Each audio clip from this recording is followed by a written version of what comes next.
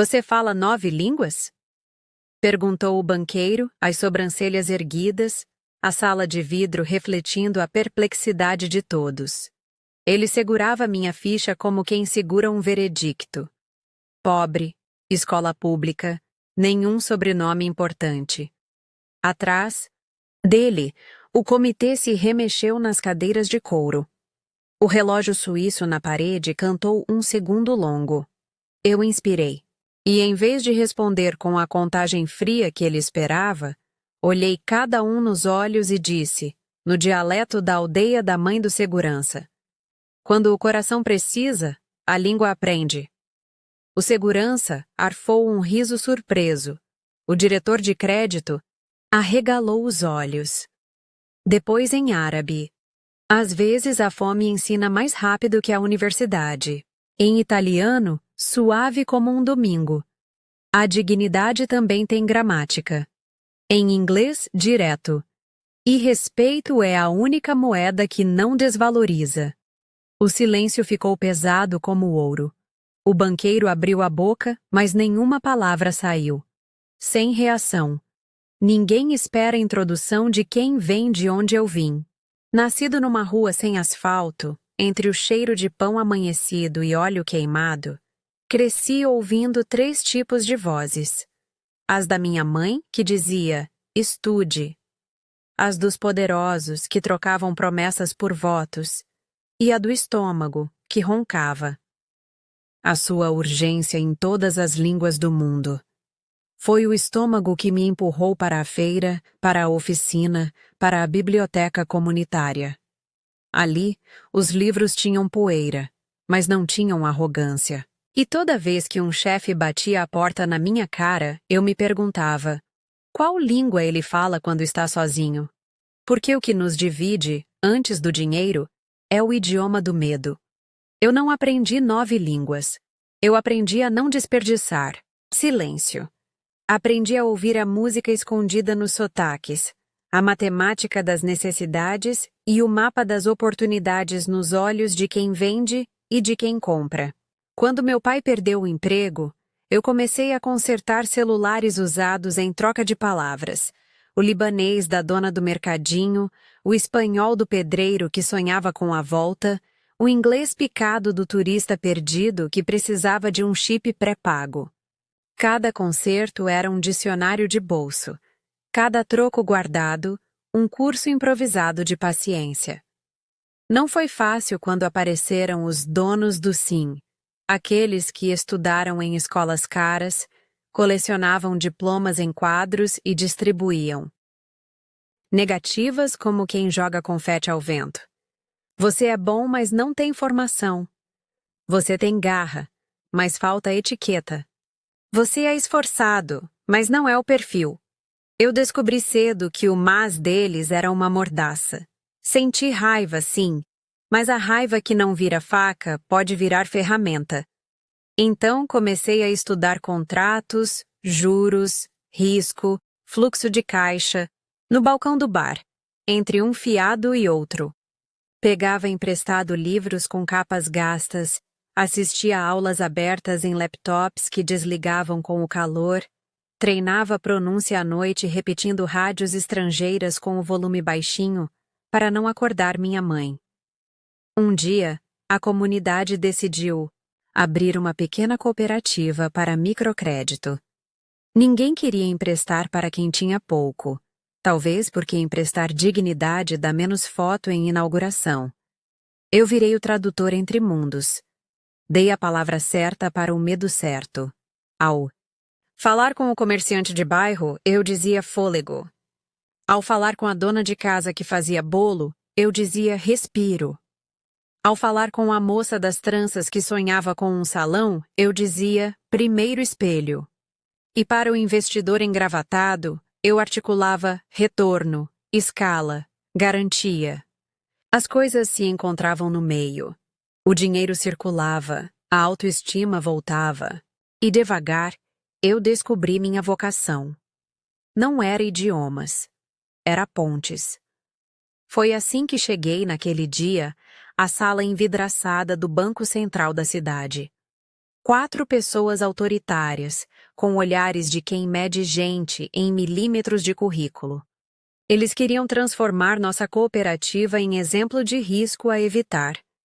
Eu fui para pedir parceria, não esmola. Levei planilhas, histórias, prazos cumpridos. Levei também o cheiro da feira, a risada de quem pagou a última parcela e comprou um berço. O banqueiro, então, tentou me reduzir a um truque. Você fala 9 línguas? O que ele queria dizer era: você merece estar aqui? Respondi, com aquelas frases que nasceram na beira do abismo. E quando a sala voltou a respirar, eu continuei, em português, para que não houvesse escapatória pela desculpa do dicionário. Senhores, o risco que vocês temem é o risco de tirar a embalagem do preconceito e descobrir que do lado de lá da ponte o crédito tem outro rosto. Não é filantropia. É mercado subatendido. É retorno com impacto. Eu trouxe números, mas sei que números não convencem quem só respeita carimbos. Então trouxe gente. Hoje lá embaixo na recepção está a Laurinda com suas mãos de farinha, as mesmas mãos que assinam sem tremer. Está o Osório, que nunca precisou de terno para cumprir prazo. E está o Juca, o segurança que vocês não cumprimentam, cuja mãe só chora em crioulo quando lembra do preço do gás.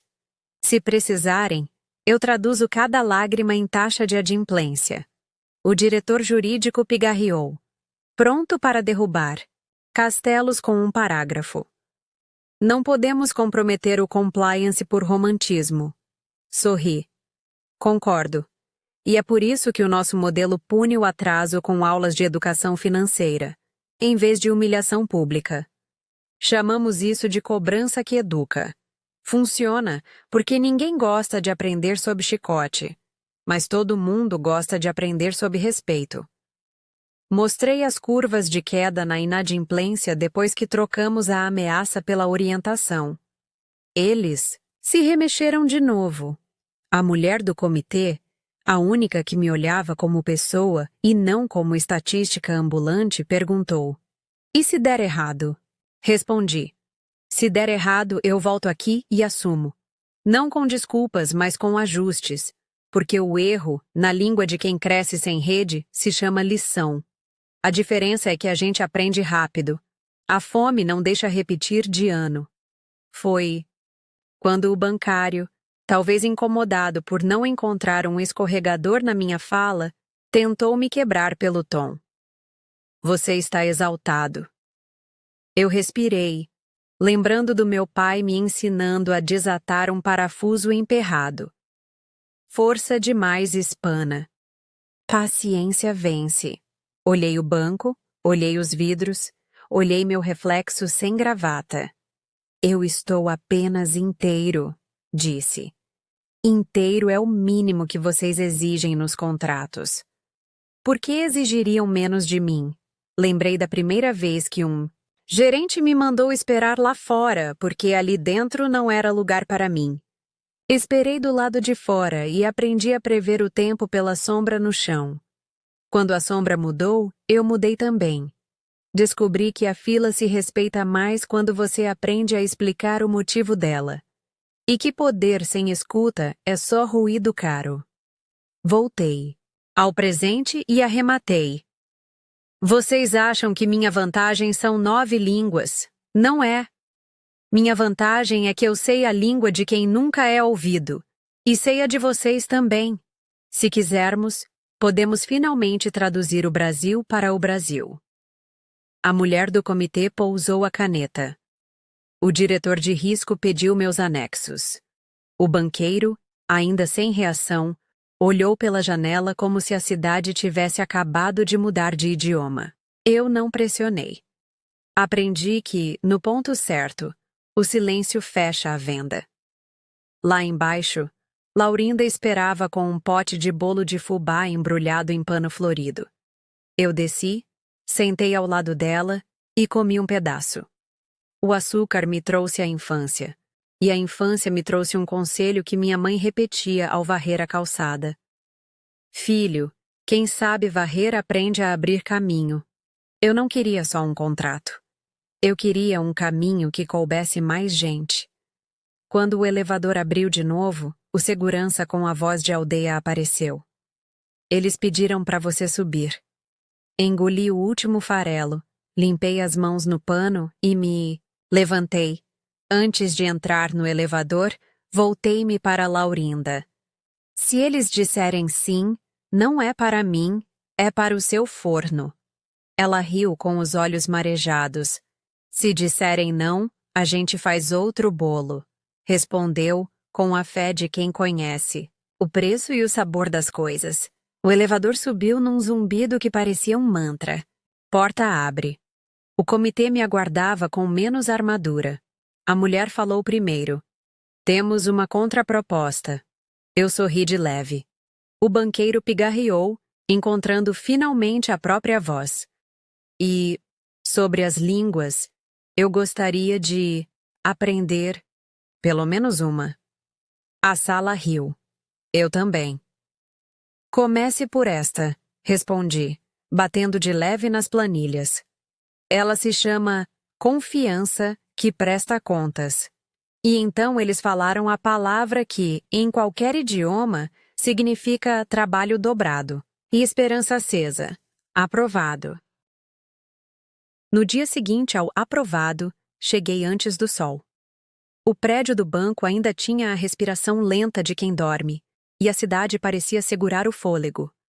Levei comigo uma pasta com o plano de implementação, calendário de repasses, oficinas de educação financeira, um protocolo de escuta ativa nas agências parceiras e o nosso mecanismo de cobrança que educa.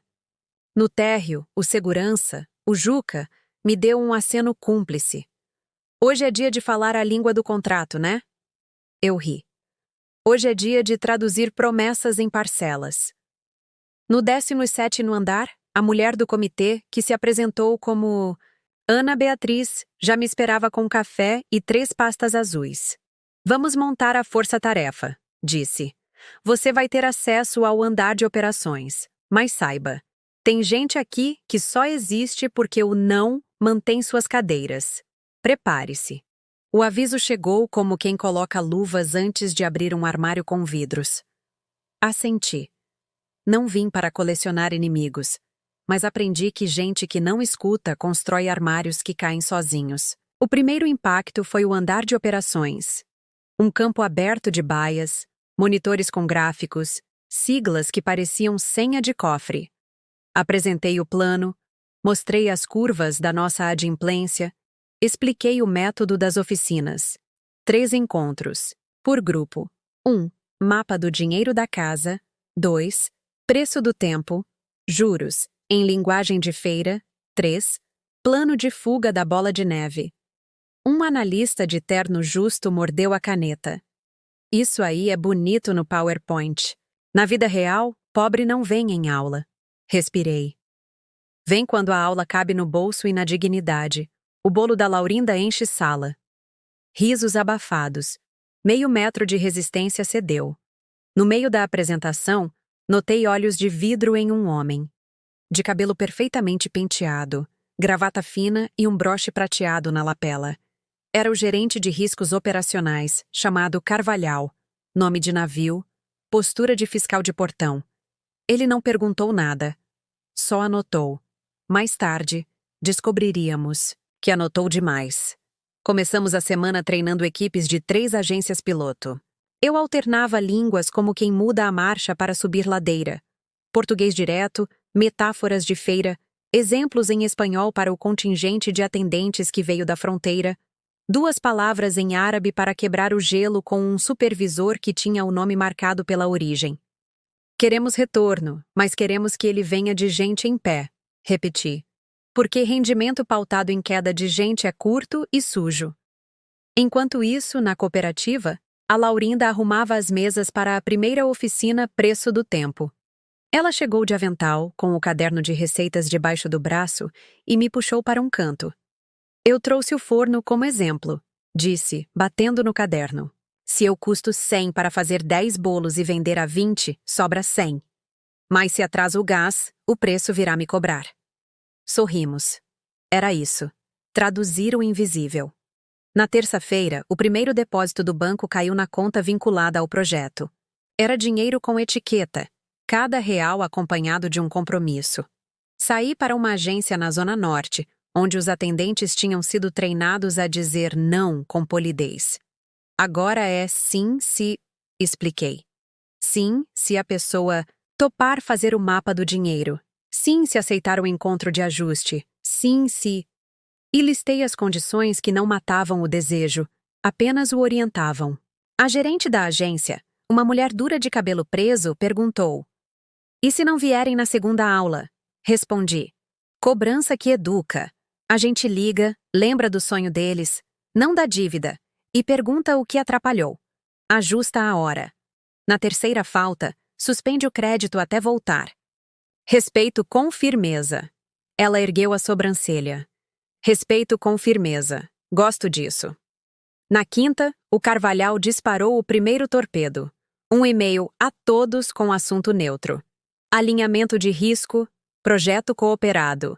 E um anexo em PDF cheio de termos técnicos. Dentro, uma conclusão venenosa.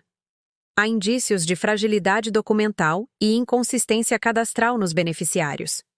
Palavras que, lidas de cima, soam como sirene. Buzinas de resistência soaram por todo o andar. O telefone da Ana Beatriz tocou sem parar. Quem autorizou o Carvalhal a fazer auditoria paralela? Ela perguntou, já conhecendo a resposta. Ninguém. Mas ele era do tipo que confunde zelo com zanga. Fui direto a ele. "Podemos ver os indícios?" Ele endireitou a gravata. "Posso te enviar o checklist. Prefiro conversar agora." Ele apontou para uma cadeira sem olhar nos meus olhos. "Tem CPF que não bate com o endereço, recibo sem carimbo, renda não comprovada." Respirei, de novo, lembrando da oficina de celulares e do turista perdido. "Carvalhal, o Brasil não mora onde você acha que mora. Gente que paga vive em rua com nome errado no sistema. Trabalha sem olerite e carimba com dedo, não com carimbo. A gente dá outra prova, comportamento de pagamento." Ele torceu a boca. "Isso não é compliance. É realidade. E a disseatus e realidade, quando não cabe na norma, pede que a norma aprenda." Ele fez silêncio. Desses que não aprendem, mas anotam. Na sexta, a bomba. Um blog especializado em finanças publicou uma matéria sensacionalista. Banco X financia crédito sem lastro para cooperativa de bairro, risco de calote em massa. Título de quem torce contra. Eu senti a garganta secar, mas não corri para apagar incêndio com gasolina. Fui para a Laurinda. "Me empresta seu forno", brinquei. Ela riu. "Empresto meu forno e minha fé." Organizamos, de última hora, uma oficina aberta para a imprensa local e para os próprios funcionários do banco de 2 agências. Mesa. Comprida. Café coado. Caderno de receitas virou planilha viva. Custo, tempo, preço, margem, reserva. Chamamos isso de aula de contrato com cheiro de bolo. A sala encheu. Repórteres vieram esperando tropeço. Encontraram cheiro de compromisso. A Laurinda falou sem tremer. "Eu não sou risco. Sou trabalho. E trabalho paga." Aplausos de gente que não aplaudia. O repórter mais frio baixou a caneta, levantou a cabeça. "Como vocês controlam inadimplência?" Mostrei o gráfico. Contei do respeito com firmeza, das ligações que lembram sonhos, não ameaças. A frase virou manchete no dia seguinte. Respeito que cobra. Pela primeira vez, a narrativa girou a nosso favor. Na segunda-feira seguinte, a Ana avisou. "Vai ter auditoria surpresa hoje. Não fui eu. É o Carvalhal, puxando o comitê jurídico. E o de compliance? Ele quer provas de que você mascara risco." Não discuti. "Então vamos dar prova de como se mede dignidade." Fomos para a cooperativa. Alinhamos documentos, imprimimos extratos, organizamos as fichas de acompanhamento das oficinas. Eu sabia que auditor não se convence com bolo. Precisa de método que respire. Tínhamos. Chegaram 4. Carvalhal, uma advogada de olhar clínico chamada Marina, um auditor tímido de nome Daniel e um assistente que digitava como quem dirigia. Começaram pelos cadastros. Marina apontou. Aqui o endereço está escrito Rua dos IPs, mas o CEP é da Rua IP Amarelo. Eu sorri. Aqui a prefeitura muda de nome mais do que político muda de partido. O morador é o mesmo. Quer ligar? Ela ligou. Do outro lado, uma senhora explicou, com voz de quem cruza a cidade a pé, que a placa nova nunca veio. Marina anotou, sem ironia. Passeamos pelos contratos.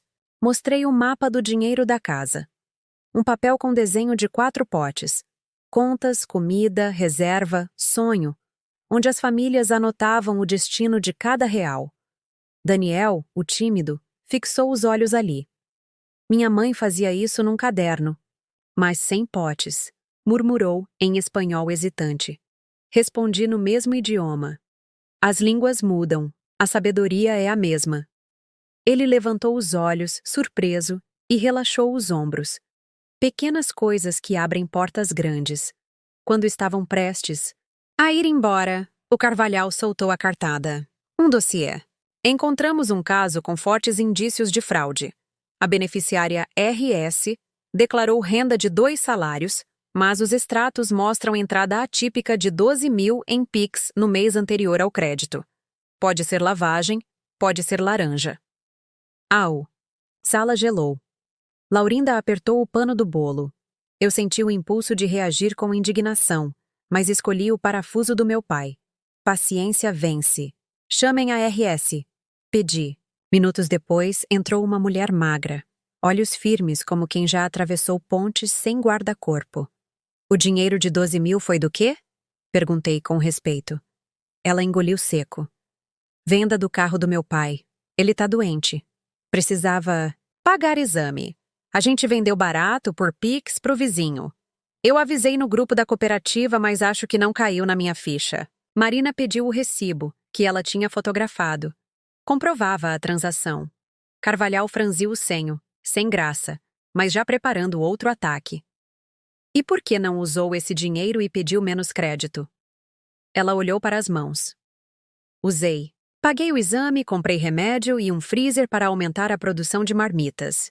O crédito foi para o insumo da semana e os potes porque agora vendo congelado. Silêncio. A dignidade preencheu a sala como luz atravessando poeira. Eu olhei para a equipe de auditoria. No nosso mundo, sinais de vida às vezes parecem sinais de fraude para quem só vê de cima. Por isso a gente pergunta antes de acusar. Marina fechou o dossiê. Daniel assentiu. Carvalhal guardou o papel, mas o brilho no olho era de quem ainda não tinha desistido de derrubar.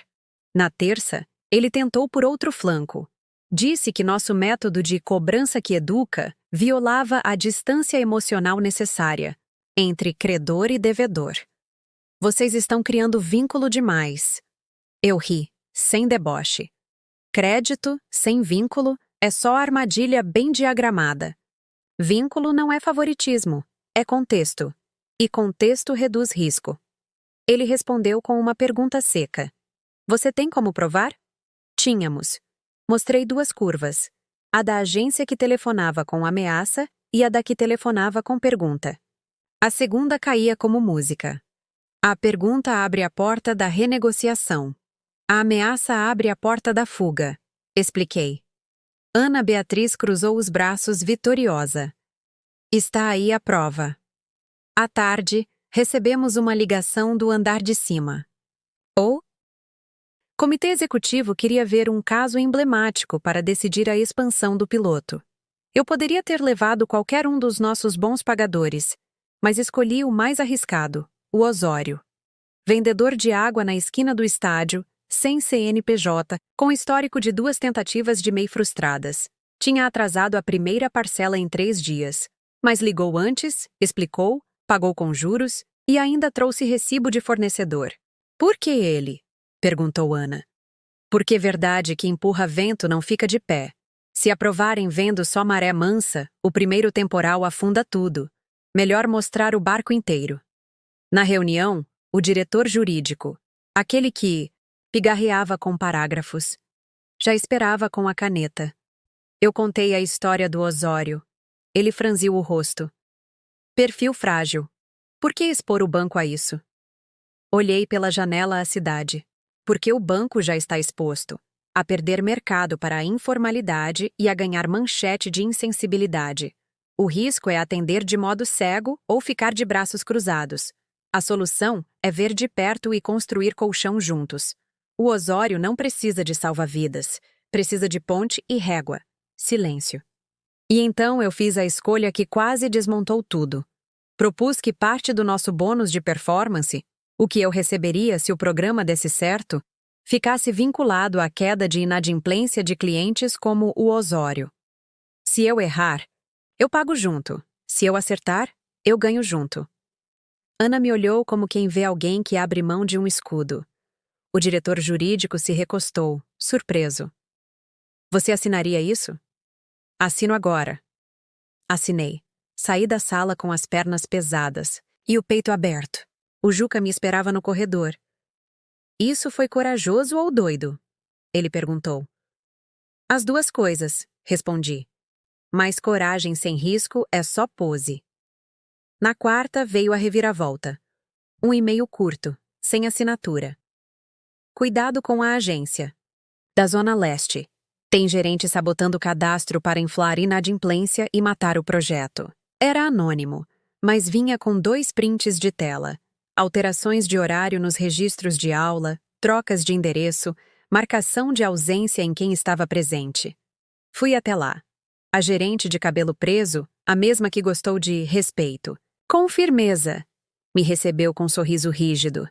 Tudo certo por aqui. Pedi para ver os registros. Ela puxou uma pasta. Os carimbos eram frescos demais. Olhei para os atendentes. Vi medo nos olhos de 2. Levei-os para a copa e falei baixo. Eu não estou aqui para demitir. Estou aqui para entender. Alguém mandou vocês marcarem as ausências erradas? Um deles mordeu o lábio. A gerente disse que esse projeto rouba tempo da venda de produtos e que o banco não quer isso. Mandou marcar falta para cair o índice. A outra completou. E disse que pobre tem que aprender com dor, não com aula. O sangue ferveu, mas segurei. Voltei à sala da gerente com Ana Beatriz e os prints. Ela negou, depois tergiversou, depois disse que só seguia a orientação de produtividade. Ana, firme, a removeu do projeto e do cargo. Não houve grito. Houve um barulho seco de armadura caindo no chão. Reunimos a equipe, explicamos a verdade, garantimos que produtividade não é negar serviço, é prestar o serviço certo.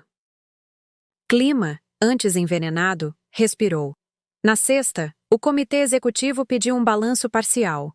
Levei-os à cooperativa, não à sala envidraçada. Mostrei o caderno da vida financeira aberto na mesa. Potes preenchidos, sonhos escritos com letra torta. Apresentei o Osório, que chegou tímido, boné na mão. Ele falou devagar, mas de cabeça erguida. Eu nunca tive alguém que me ligasse para perguntar o que me atrapalhou, em vez de me xingar. Aí, eu quis pagar. A sala ficou do tamanho do coração dele. Daniel, o auditor tímido, murmurou para mim, em inglês, "That's the only KPI that matters." Eu sorri. And it pays. Tudo parecia se alinhar, até que... No domingo à noite, recebi uma mensagem da Laurinda. Filho, o fornecedor de farinha fechou, e o novo só vende se for à vista ou com juros impagáveis. Se eu não achar uma saída, vou atrasar. O projeto inteiro poderia virar manchete ao contrário por causa de um elo básico da cadeia, farinha. Ri de nervoso.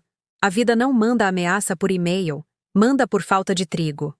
Passei a noite desenhando em papel uma solução de compra coletiva para reduzir custo e dependência. Na segunda de manhã, subi para o 17º andar com olheiras de meia maratona. Falei com Ana. Precisamos criar um fundo rotativo para insumos básicos, com entrada e saída transparentes, compras coletivas e preço travado por trimestre. Se resolvermos A farinha? Resolvemos 15 laurindas. Ela assentiu. Traz o modelo. O Carvalhal apareceu na porta, já com aquela pergunta que fere. E se o fundo virar rombo? Eu respondi com uma que cura. E se virar ponte? Ele riu, pronto para falar não. Mas antes que abrisse a boca, o diretor jurídico entrou, segurando um jornal. Manchete. Projeto piloto reduz inadimplência em 38% na agência da Zona Norte. Metodologia de respeito com firmeza será testada em mais 2 regiões. Ele olhou para mim. Faça o fundo, mas com uma condição. Auditoria mensal independente. Estendi a mão. Fechado. Enquanto a cidade do lado de fora virava páginas, eu virei a página por dentro. Montei o fundo com 3 camadas de proteção. Convidei 2 pequenas moinhos locais para a cota fixa em troca de previsibilidade. E criei, junto com a equipe, um painel de acompanhamento que cabia tanto na parede da cooperativa quanto na intranet do banco. No final do dia, a Laurinda mandou um áudio, voz trêmula de alegria. O pão não vai faltar. E se faltar, a gente aprende outra receita. Quando saí do prédio, o Juca me chamou. Tem um homem te esperando lá fora. Disse que é do Jornal Grande. Desci. O repórter se apresentou, terno gasto, olhos atentos. Quero saber como um rapaz da rua sem asfalto ensinou um banco a ouvir.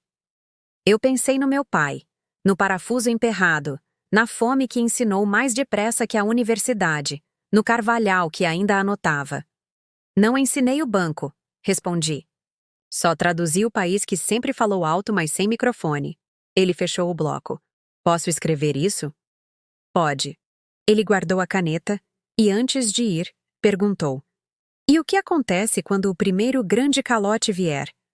Sorri, sem bravata. Aí a gente vai aprender outra língua. A língua do ajuste que mantém a dignidade intacta. O primeiro grande calote veio como um trovão num céu azul. Um comerciante que parecia sólido desapareceu, deixando dívidas e boatos de fraude.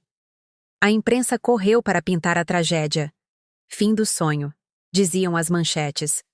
Os poderosos do banco se agitaram, prontos, para decretar a morte do projeto.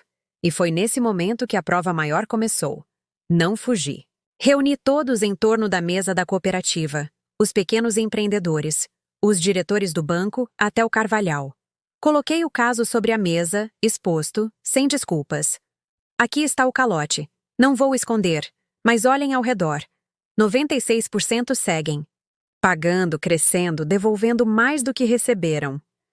Um erro não apaga uma língua inteira de resultados. O silêncio foi pesado, mas firme. Laurinda, com o pano de bolo nas mãos, completou. Se a farinha embolota, não jogamos fora o trigo inteiro. A gente peneira e segue. O impacto foi maior que qualquer planilha. A imprensa voltou, desta vez para registrar não a queda, mas a resposta.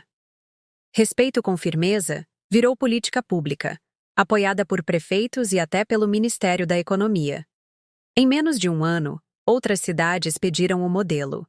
O banco, que antes me olhava como risco, agora me chamava de consultor. E o Carvalhal, derrotado pela própria insistência, acabou pedindo transferência, ironicamente para uma área de inovação social. Na cerimônia de expansão, o banqueiro que me perguntara sobre as 9 línguas me chamou de lado.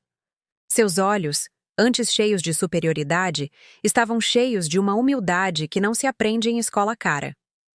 Eu ainda não falo 9 línguas, disse, mas aprendi a escutar pelo menos uma, a língua da dignidade. Apertei sua mão sem ressentimento, porque vencer não era humilhar os grandes, mas provar que o pequeno, quando ouvido, pode ensinar grandezas. E assim, de uma rua sem asfalto até o coração do sistema financeiro, a lição ficou gravada. As pontos etus, verdadeiras línguas que mudam o mundo não são 9, são 2. A da coragem de sonhar e a da dignidade de pagar o preço sem perder a alma. O resto, a vida traduz.